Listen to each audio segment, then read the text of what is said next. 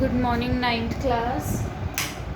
In today's video, we will be doing the revision of forces and laws of motion till we are done with, and we will be doing all these topics with the help of an example. Then you will be able to study, understand what is these three topics are all about. Suppose here is a table. This is the tabletop. And over this tabletop there is a box here. This is the box. This box is in rest position. You placed it on the tabletop. Right now the box is in the rest position. If you want to move this box to this portion of the table, if you want to move this box towards this direction, you will push it, obviously, and if you want this box to shift to this position, you will pull it toward yourself, or you will just lift it and then you will place it. You are applying some kind of push pull either in the forward direction or in the backward direction, or you are lifting it upward then keeping it downward.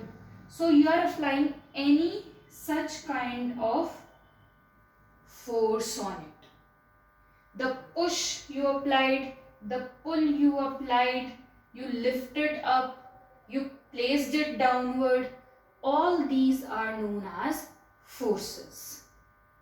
A push or pull, a upward lifter like pressing something downward, all these kind of things are known as forces, which will change the position or shape of any object.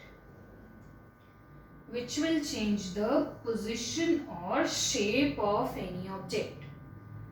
We consider that in the starting your object was in rest. If you will keep pulling it or pushing it, this box will come under the motion. So force causes what?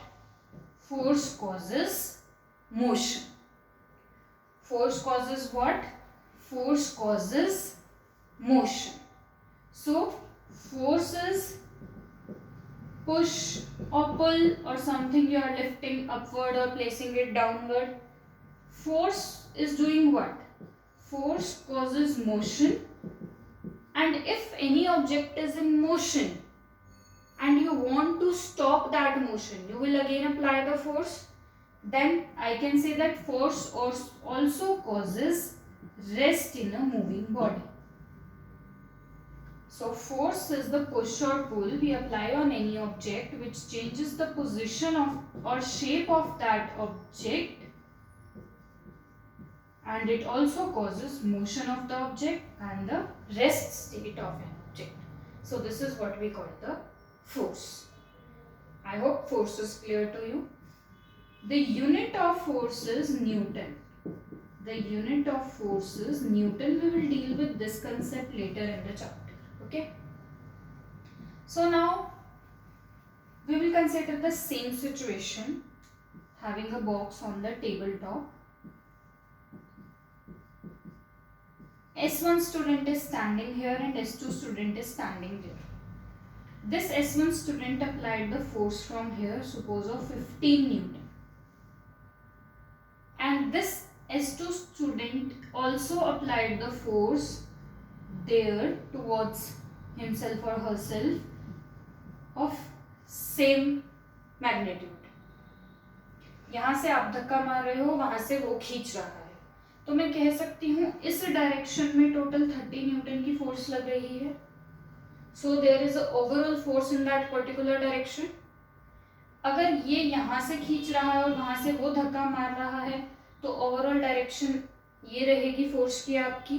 तो ऐसे आप जब दो forces एक ही direction में लगती है, suppose this 1 and 2 लग रही है, तो इसका जो ओवरऑल इफेक्ट आया वो उसी डायरेक्शन में आएगा.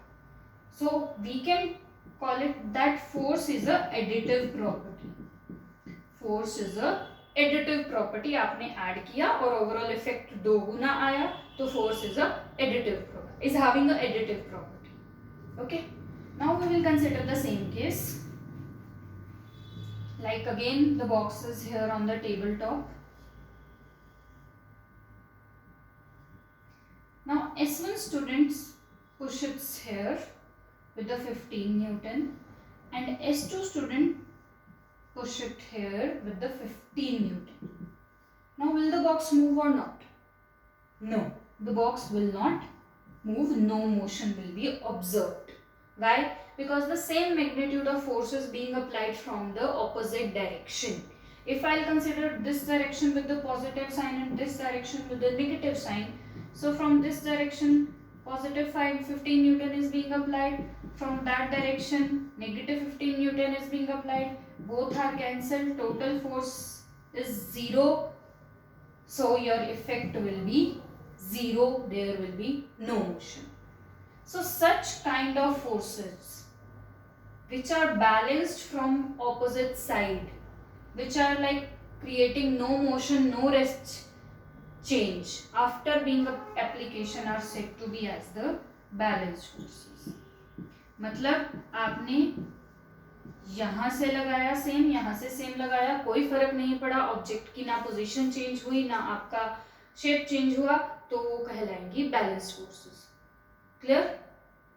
अब आपका ऐसे भी हो सकता है कि यही बैलेंस्ड फोर्सेस आपने ऐसे लगाई, आपने यहाँ से खींचा इसको और आपके किसी फ्रेंड ने उधर से खींचा, तब भी कुछ नहीं होने वाला.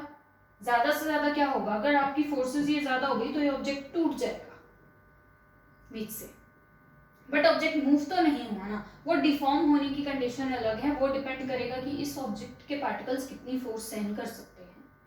सो ये भी एक तरीके की बैलेंस्ड फोर्स हुई है. Next, unbalanced forces. Same we are having the table top. Now you are applying 15 Newton from here and your friend is applying 20 Newton from there. So where the box will move?